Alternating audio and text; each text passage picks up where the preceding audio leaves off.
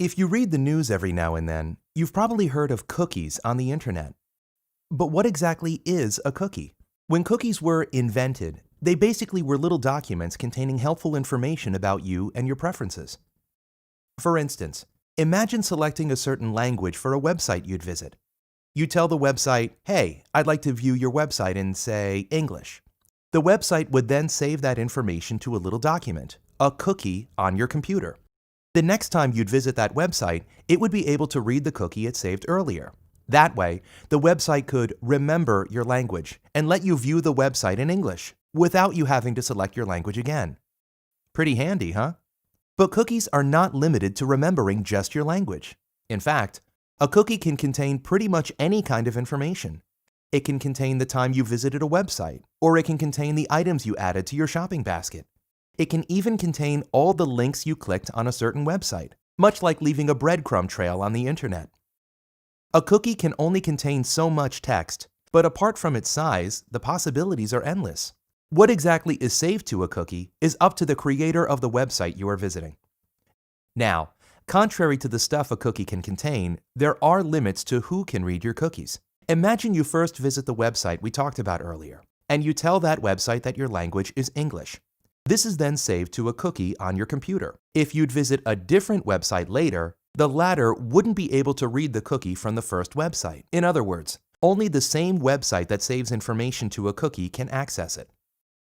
Since the beginning of cookies, the popularity of these clever little helpers exploded, and they gradually evolved into a more complex yet essential part of the internet.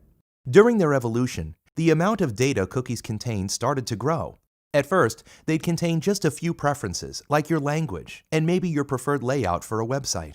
But soon, developers realized that the more information they could store about you, the better they could suit your needs. Cookies started containing more and more data, and eventually started pushing their size limitations. Subsequently, developers came up with a clever workaround. What if they would simply store a unique ID in a cookie on your computer, and save the rest of the data in their own system?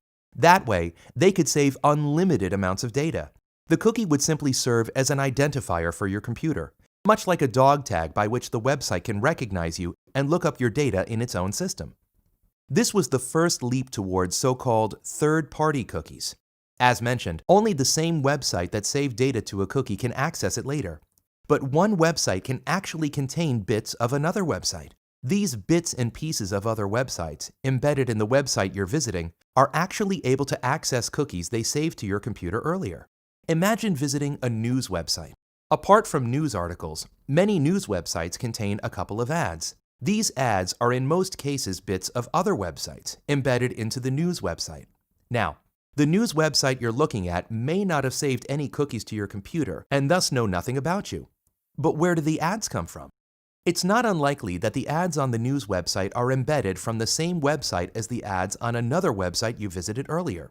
In fact, you may visit dozens of websites with ads which are all embedded from the same website. So what does this mean?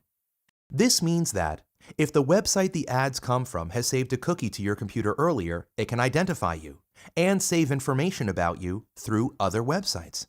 So while you're reading that news website, shopping for new shoes, looking up cures for a headache, or reading the latest gossip, the ads on those websites can identify you, look up your information in their own system, and dynamically show ads that you're most likely to be interested in while simultaneously saving information about what you're doing online. So is this a bad thing? Are cookies dangerous? That depends, really. It is up to the creators of a website to determine what information they do and do not store, and more importantly, what they use that information for. Cookies are just a tool, just like a hammer or a saw. They can be used for bad things, but they are intended to be used for good things. The responsibility lies with the people putting them to use.